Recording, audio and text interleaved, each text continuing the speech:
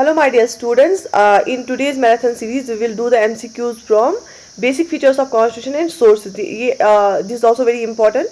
So, starting with the question number 32. In the Constitution of India, the term federal appears in. Federal जो term है ये कहाँ पे हम कॉन्स्टिट्यूशन में देखते हैं. ठीक है, इससे पहले कल हमने पहला मैराथन किया, वो जिसने नहीं देखा वो अवेलेबल है, वो देख सकते हैं. प्लेलिस्ट मैंने बना के रखा है, Indian polity revision MCQ series. So यहाँ पे देख लीजिए, preamble part third of constitution article 368 none of the above. देखो, प्रियम्बल में तो इंट्रोडक्शन है कॉन्स्टिट्यूशन का, पार्ट थर्ड में फंडामेंटल राइट्स देखे हैं, आर्टिकल 368 अमेंडमेंट के रिलेटेड है. तो जो फेडरल टर्म जो है ये हमारे कॉन्स्टिट्यूशन के पार्ट फर्स्ट में हमें देखने को मिलती है. So none of the above is the right answer. ठीक है, option question number second. Indian federal structure is inspired by which model of the countries given below. इनमें से किन कंट्रीज के मॉडल पे हमारा फेडरल स्ट्रक्चर इंस्पायर हुआ है. So USA, Canada, Switzerland. So the right answer is Canada. क्यों? Canada में स्ट्रॉन्ग सेंटर पाया जाता है और इंडिया में भी स्ट्रॉन्ग सेंटर है. तो हमने जो फेडरलिज्म का जो मॉडल है, फेडरल स्ट्रक्चर का मॉडल, वो हमने कनाडा से लिया है. ठीक है, क्योंकि इंडिया में भी सेंटर स्ट्रॉन्ग होता है. Okay, another question. India has borrowed the concept of fundamental rights from the constitution of. Fundamental rights का जो कॉन्सेप्ट है वो कहाँ से हमने बोरो किया है. UK, USA, Russia, Ireland. आपको पता है कि यूएसए में फंडामेंटल राइट्स को बिल ऑफ राइट्स बोला जाता है. ठीक है, और इंडिया ने भी ये जो फंडामेंटल राइट्स का कॉन्सेप्ट है ये यूएसए से लिया है. Right. Okay, moving to another question. The phrase equality before law used in Article 14 of Indian Constitution has been borrowed from the Constitution of. जो हम equality before law phrase, क्योंकि Article 14 जो है इसमें दो phrases यूज किए जाते हैं, equality before law, equal protection of law. जो equality before law phrase है ना, ये कहाँ से हमने किस कॉन्स्टिट्यूशन से लिया है.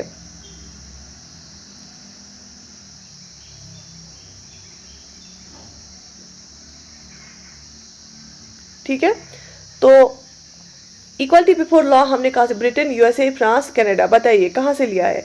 जो आर्टिकल 14 राइट टू इक्वलिटी का फ्रेज एक वाला फ्रेज है इक्वलिटी बिफोर लॉ, वो हमने ब्रिटेन से लिया है. So Britain is the right answer. Moving to another question. The source of the basic structure theory of the constitution of India is. Source क्या है? बेसिक स्ट्रक्चर जो theory हम बार बार देखते हैं उसका सोर्स क्या है. A constitution, opinion of jurists in initial interpretation, parliamentary statutes. बताइए इसका जो बेसिक स्ट्रक्चर थ्योरी जो है इसका सोर्स क्या है. And yes, the source is opinion of jurists. Right. Okay. Which of the following is not a feature of Indian Constitution? Indian Constitution का इनमें से फीचर क्या नहीं है. Written constitution, federalism, sovereignty of parliament, judicial review. इनमें से कौन सा फीचर नहीं है इंडियन कॉन्स्टिट्यूशन का. एंड यस, देखिए रिटन कॉन्स्टिट्यूशन इंडिया का कॉन्स्टिट्यूशन है, फेडरलिज्म भी है, यहाँ पे जुडिशियल रिव्यू भी है, जुडिशरी रिव्यू करती है. Sovereignty of parliament is not the feature of Indian constitution. Britain में सॉवरेनिटी ऑफ पार्लियामेंट है लेकिन यहाँ पे नहीं है. यहाँ पे सॉवरेन लोग हैं और लोगों ने खुद को खुद दिया है कॉन्स्टिट्यूशन. यहाँ पे constitution highest law of the land है और हमें we should abide by the highest law of land. इसे एक और क्वेश्चन देख लेते हैं. इंडियन कॉन्स्टिट्यूशन क्या है? Federal, unitary, quasi federal, presidential. बताइए.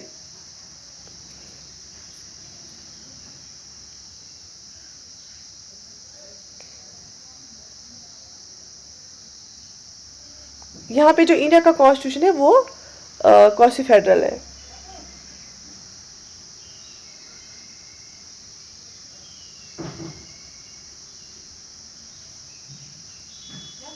ठीक है, तो यहाँ तक क्लियर हुआ. Which one of the following is not part of the basic structure of Indian Constitution? Basic structure of Indian Constitution इनमें से कौन सा पार्ट नहीं है. Rule of law, secularism, Republican form of government, parliamentary form of government. तो rule of law भी है, secularism भी है, पार्लियामेंट्री फॉर्म ऑफ गवर्नमेंट भी है. तो this is the right answer. Republican form of government is not part, क्योंकि हमारी जो फॉर्म ऑफ गवर्नमेंट है that is parliamentary form of government. Indian constitution क्या है? रिजिड है, flexible, neither rigid not flexible, partly rigid, partly flexible. So Indian constitution is neither rigid not flexible. किसी किसी case में रिजिड भी है, किसी किसी केस में फ्लेक्सिबल भी है. So it is neither rigid not flexible. सबसे रिजिड कॉन्स्टिट्यूशन जो है माना जाता है अमेरिकन कॉन्स्टिट्यूशन और फ्लेक्सिबल कॉन्स्टिट्यूशन माना जाता है ब्रिटेन कॉन्स्टिट्यूशन. ठीक है. The idea of concurrent list in Indian constitution has been borrowed from. Concurrent list का जो आइडिया वो हमने कहाँ से लिया? USA, Switzerland, Australia, USSR. And वो कहाँ से हमने लिया कंकरेंट लिस्ट का आइडिया? वो लिया हमने ऑस्ट्रेलिया से. ठीक है. The idea of DPSP in the Indian Constitution has been taken from the Constitution of DPSP, Direct to Principles of State Policy जो है उसका आइडिया हमने कहाँ से लिया है? Ireland, Canada, south Africa, Australia. बताइए. उसका हमने जो आइडिया है वो एयरलैंड से लिया है। Okay, the federal system of India was inspired by the constitution of the following.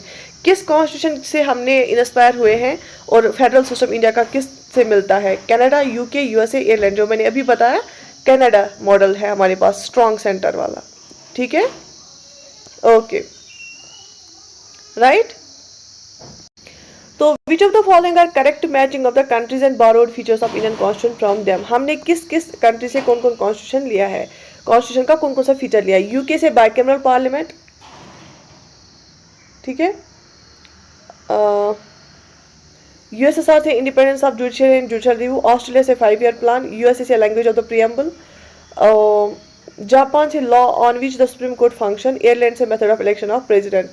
देख लीजिए, यूएसएसआर से independent judiciary and judicial review नहीं लिया है, ऑस्ट्रेलिया से हमने कंकरेंट लिस्ट लिया है, ये यूएसएसआर से 5 ईयर प्लान लिया है, तो ये भी गलत है।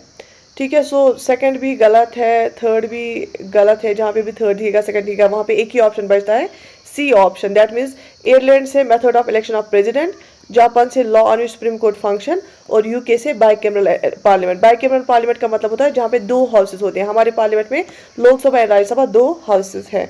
ठीक है, independence of judiciary and judicial review या रिटन कॉन्स्टिट्यूशन हमने कहाँ से लिया है? यूएस से लिया है, नॉट रशिया। ठीक है, ओके। यूएसएसआर से हमने 5 ईयर प्लान और फंडामेंटल ड्यूटीज ली है, और ऑस्ट्रेलिया से कंकरेंट लिस्ट और लैंग्वेज ऑफ प्रियम्बल। ठीक है, okay. Moving to another question, which of the following statements about the constitution of India are correct? Popular sovereignty and adult franchise are the basic features of the Constitution. Constitution, in so far as the division of powers right between the center and the states is concerned, is rigid. The Constitution recognizes the interdependence of civil and economic rights. The Constitution mentions direct control by the people, such as referendum, initiative, and recall.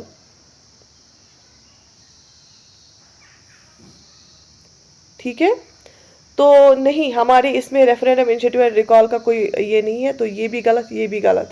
ठीक है, तो वहाँ पे 2 options बचते हैं। And yes, popular sovereignty, adult franchise है, वो basic features है इंडियन कॉन्स्टिट्यूशन के। एंड डिवीजन ऑफ पावर्स जो सेंट्रल और स्टेट के बिटवीन है वो रिजिड है, उसमें आपको अगर चेंज लानी है तो आपको स्टेट से भी ये है साइन करके लेना पड़ेगा, हाफ ऑफ द स्टेट से रेक्टिफाई करनी चाहिए। एंड कॉन्स्टिट्यूशन रिकॉग्नाइज करते हैं interdependence of civil and economic right. So option 1, 2, 3, option D 1, 2, 3 are the correct codes. Consider the following statements. Indian Constitution क्या है? An unwritten constitution, written constitution largely based on Government of India Act 1935, a gift of the British Parliament. बताइए।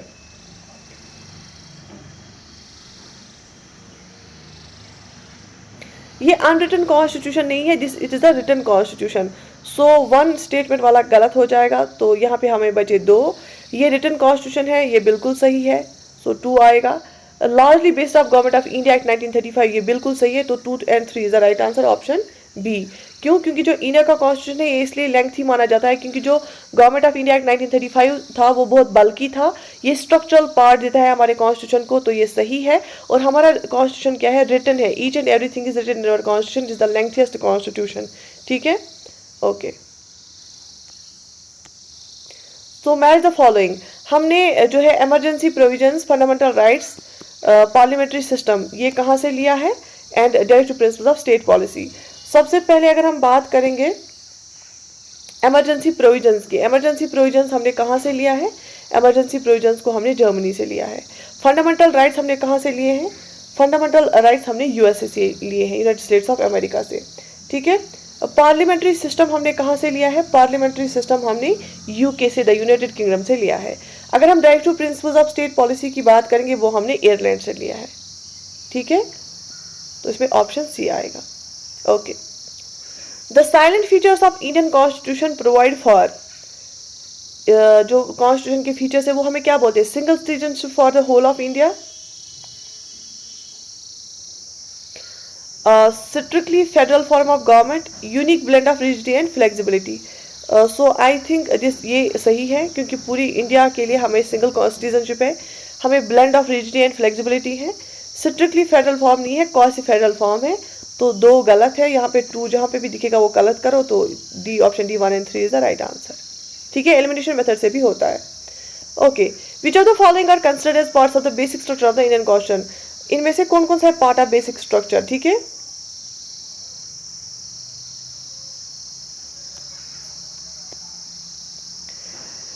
Republican and democratic form of government,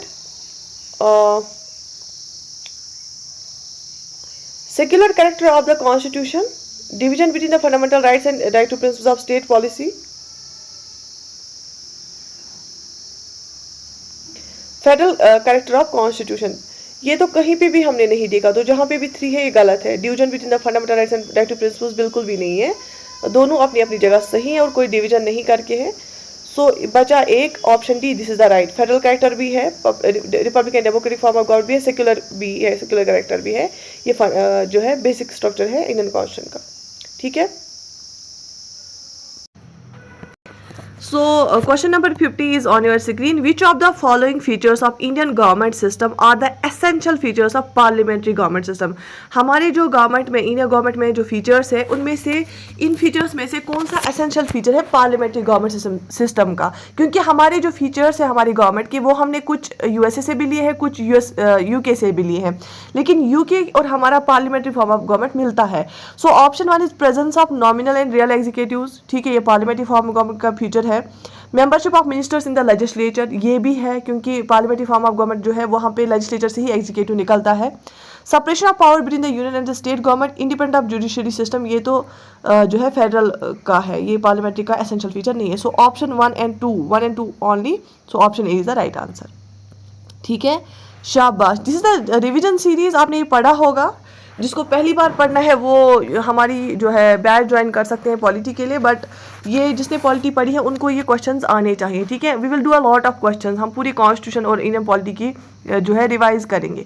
which of the following federal principles are not found in Indian federation, इनमें से कौन से federal principles जो है Indian federation में नहीं मिलते हैं?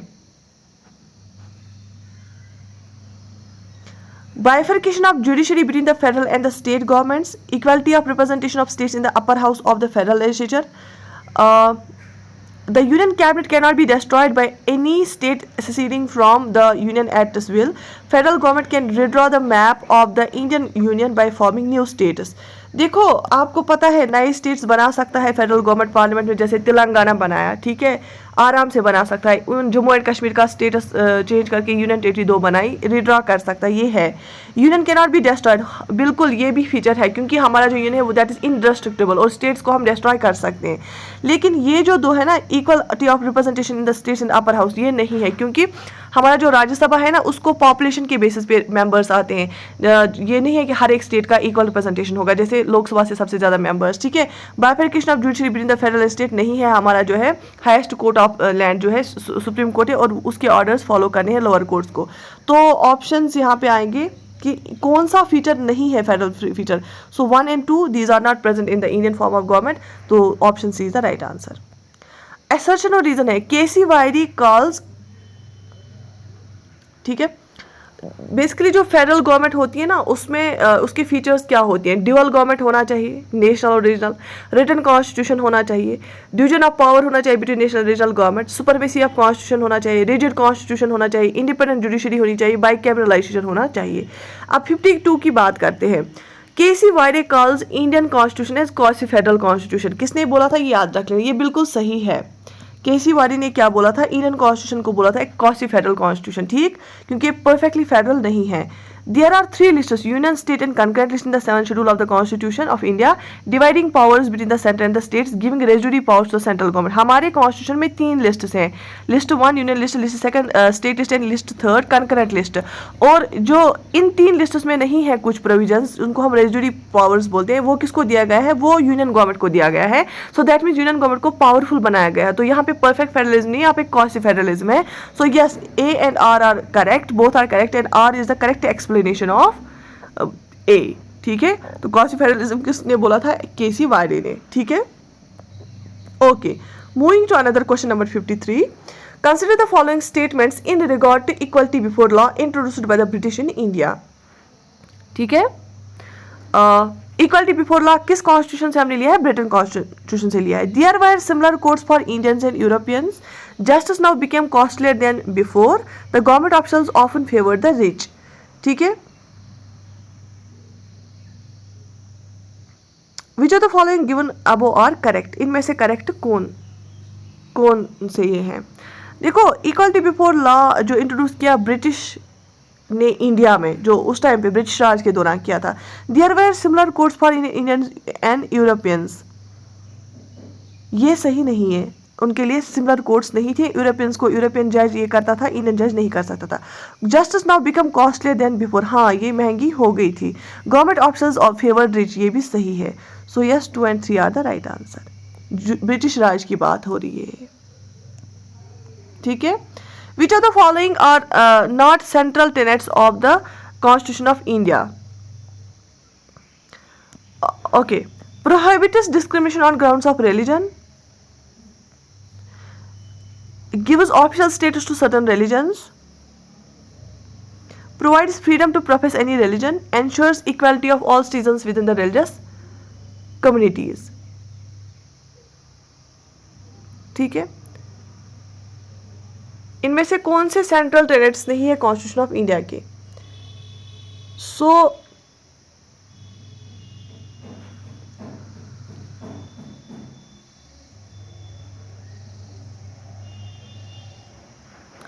देखो, official gives official status to certain religions, बिल्कुल ऐसा बिल्कुल भी नहीं है. ठीक है. ऑफिशियल स्टेटस किसी भी रिलीजन को नहीं दिया जा रहा है ना. तो देखो, ensures equality of all citizens with in religion communities, ये भी नहीं है. तो 2 and 4 किस में है? और 2 and 4 दोनों आएंगे इसमें. 2 and 4 दोनों इसमें, और 3 भी इसी के साथ आएगा. Provides freedom to profess any religion. ठीक है. तो these are the not the central tenets, ये नहीं है इंडियन कॉन्स्टिट्यूशन के. Yes, prohibits discrimination on the grounds of religion, obviously these are in the fundamental rights, ये राइट टू इक्वलिटी में आ जाता है. सो यस 1 नहीं आएगा इसमें, 2 3 4 आएगा. Okay. Match the following amend. अच्छा, ये प्रोविजंस हमने कहाँ से लिया है? कौन सा? Amendment of constitution, directive principles, emergency powers, union state relations. मैंने आपको अभी बताया इमरजेंसी पावर्स के बारे में. ये हमने कहाँ से लिए है? कॉन्स्टिट्यूशन ऑफ जर्मनी से, है ना. कॉन्स्टिट्यूशन ऑफ जर्मनी से. अमेंडमेंट जो है, अमेंडमेंट ऑफ द कॉन्स्टिट्यूशन, ये हमने कहाँ से लिया है? कॉन्स्टिट्यूशन ऑफ साउथ अफ्रीका से. याद रख लेना, बहुत ही इंपॉर्टेंट है. डायरेक्टिव प्रिंसिपल्स कहाँ से लिए हैं? डायरेक्टिव प्रिंसिपल्स इरिश कॉन्स्टिट्यूशन से लिए हैं, है ना. और यूनियन स्टेट रिलेशंस हमने कहाँ से ली है? कनाडा, कॉन्स्टिट्यूशन ऑफ कनाडा, क्योंकि हमने उसमें यूनियन को स्ट्रॉन्ग बनाया है. तो अमेंडमेंट का प्रोविजन हमने कॉन्स्टिट्यूशन ऑफ साउथ अफ्रीका से लिया है. डायरेक्टिव प्रिंसिपल्स हमने आयरलैंड से लिया है. इमरजेंसी पावर्स जर्मनी से, और यूनियन स्टेट रिलेशंस जो है वो कनाडा से लिए है. आई होप आपको ये याद ही हुआ होगा. अब which of the following are contrary to the norms of a federal polity? एक फेडरल पॉलिटी के खिलाफ जो प्रोविजंस होते हैं, इनमें से कौन है? Okay. Common all India services, single integrated judiciary.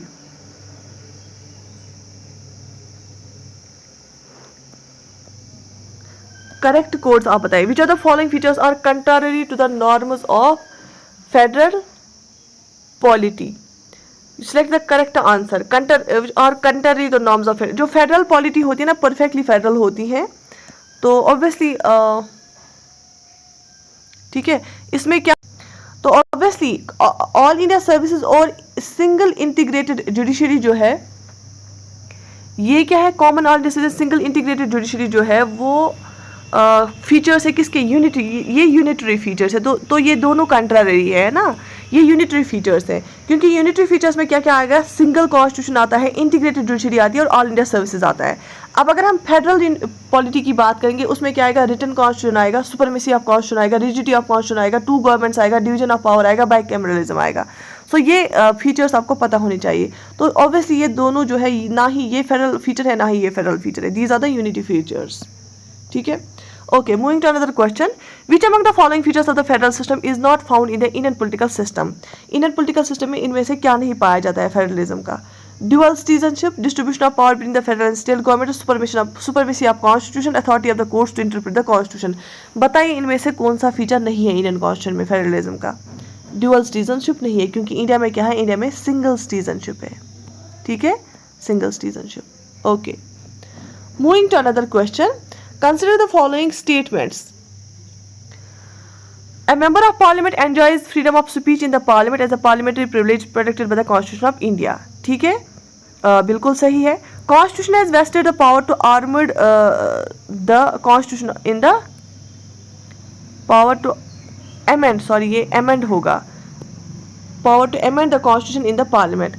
Obviously ये भी सही है. So option C is the right answer, क्योंकि जो मेंबर ऑफ पार्लियामेंट होता है ना, उसको जो है इसको मिलता है, एक प्रिविलेज मिलता है और उसको फ्रीडम ऑफ स्पीच होता है, वो कुछ भी बोल सकता है on the floor of the house. ठीक है. और जो अमेंडमेंट का पावर है ये किसको दिया गया है? पार्लियामेंट को. अगर हमें amendment bill, constitution amendment bill introduce करनी होती है, वो हम जो है स्टेट लेजिस्लेचर में इंट्रोड्यूस नहीं कर सकते हैं, वो हमें सिर्फ पार्लियामेंट में इंट्रोड्यूस करनी पड़ती है, या लोकसभा में या राज्यसभा में, किसी भी हाउस में, लेकिन हम उसको स्टेट लेजिस्लेचर में इंट्रोड्यूस नहीं करा सकते. Which among the following is not a basic feature of the Indian constitution?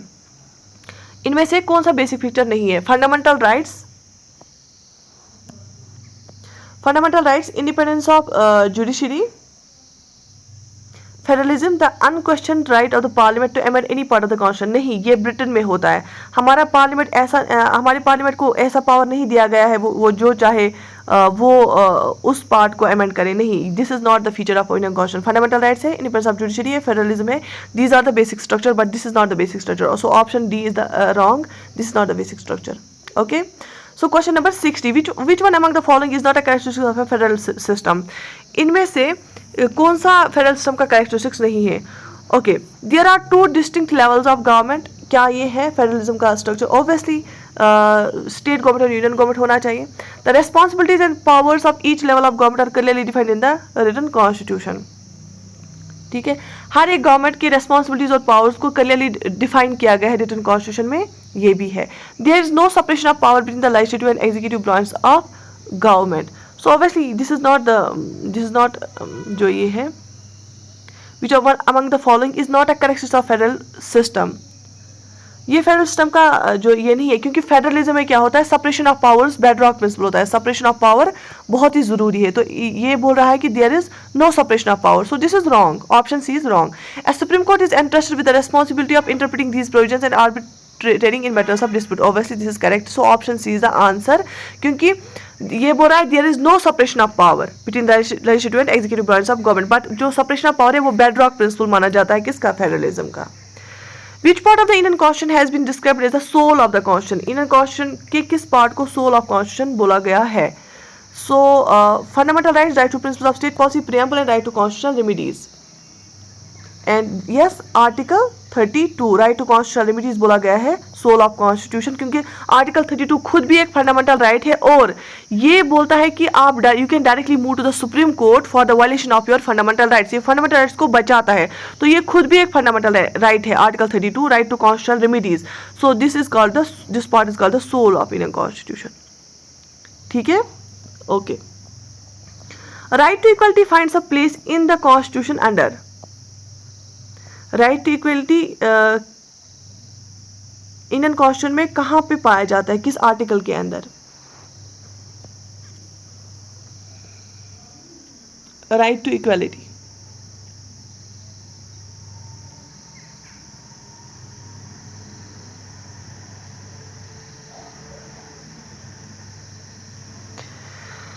बताइए. आर्टिकल 13 में नहीं आएगा. 14, 15, 16 this is the right answer, क्योंकि 14, 15, 16, 17 और 18 तक ही आता है. So 2, 3 and 4 is the option C is the right answer. Right. Okay.